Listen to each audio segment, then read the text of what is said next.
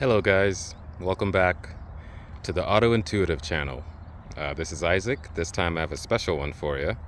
Of course you've seen this car before, the M2, and here's the M4 competition. This one's a rear-wheel drive M4 competition, and they're both Brooklyn Gray Metallic. So I decided these cars are fairly similar, but different styles, I would say. This one's more low, sleek, and this one wants an upright, stance to it, a more coupe style, true coupe style stance. So what's going on with these cars?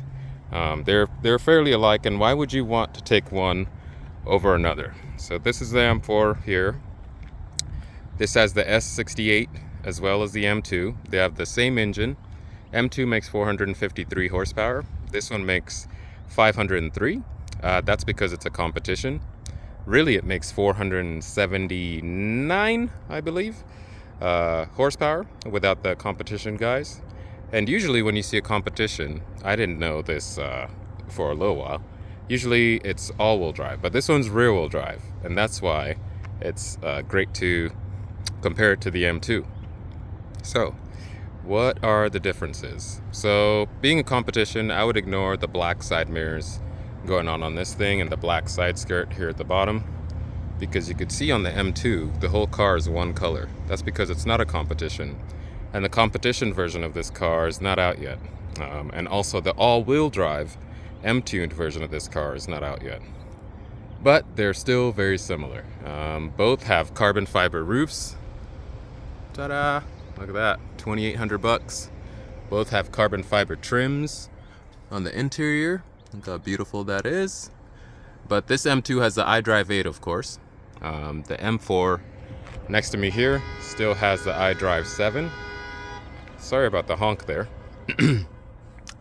So this one has the iDrive 7 still, which I love the iDrive 7 because, you know, I think it's a cleaner look.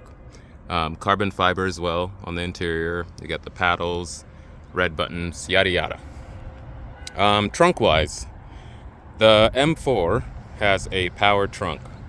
I'm not sure if I've told you guys this before, but a car with even numbers is a specialty car. So usually they get more special stuff. It's more standard stuff. So you do have the buttons up here that'll close your trunk automatically. And you can put the rear seats down as well. There are your clamps underneath there. And this trunk, if I was in Europe, I would say it holds 440 liters. And in the M2, the trunk is manual. And the M2, the trunk holds 390 liters. So we'll pick that up manually. Slightly smaller, but you could still put the seats down with the clamps underneath as well. And of course, it doesn't have the buttons. You'd have to pull it down yourself. Oh my goodness.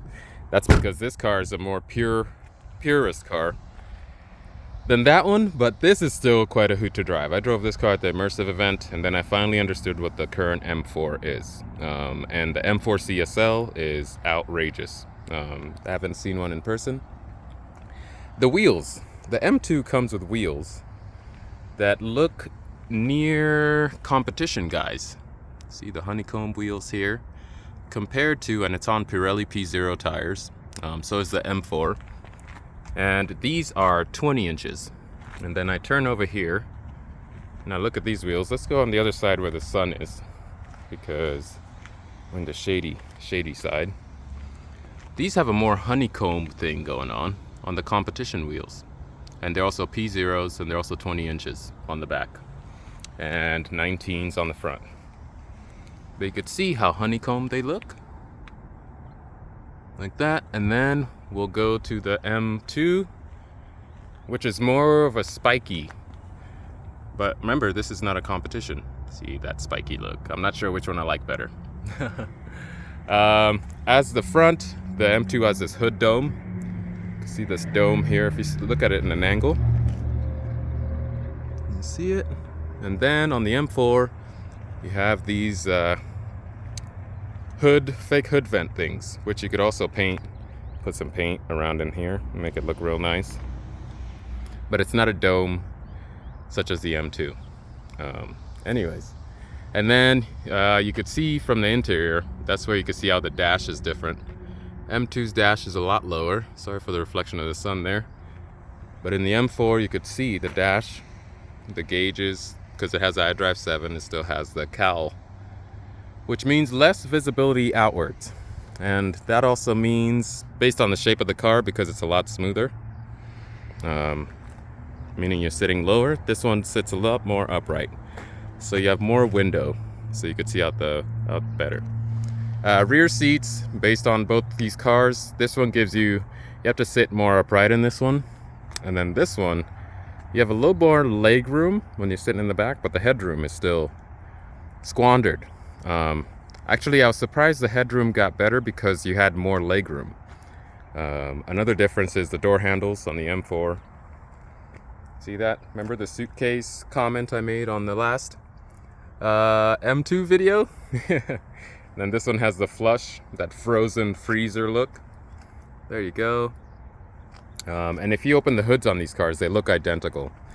But the M2 makes slightly less power, but it's not a competition, so they're not directly on the same trim, on the same level. Because this, you could see, it has the chrome exhaust tips down there, and it doesn't have a black trunk lip or spoiler, whatever you'd like to call it, and the side doesn't have the gloss black. But on this one, being a competition, let's move away from the shade again. You could see the gloss black down here, and you see the exhausts are black as well on the competition. And if I close this, since it's automatic, the trunk lip is also black, being a competition. There's your badge, competition badge. How do they both drive? I'd say the M4 drives smoother in a different way. The M2 drives more honest. And I'm not saying the M4 is not as honest, but the M2 just feels, you forget that there are systems that are helping you out as you're driving in this car. It makes you feel like a superhero, like you're the one driving and nothing else is in your way. Versus this car, it's ultra smooth. It feels like a very like a modern BMW for sure. Not that the M2 doesn't feel modern. There's our 50th anniversary badge there. The M4 just feels like it's nicely polished. If you want more of a classy vehicle that in appearance, I think this one will probably go over that one. That one's more of a much more purist vehicle, where you're wearing jeans and stuff. I could see someone jumping out of this in a suit going to work, versus the M2. But don't hold me on that. The grills, of course, you could see are different as well. It's got the new lungs, or the kidney grill, look like big lungs. And then this has a nice serious grill on it with big side inlets at the bottom for the M2 versus the M4. Which one of these two are your favorites?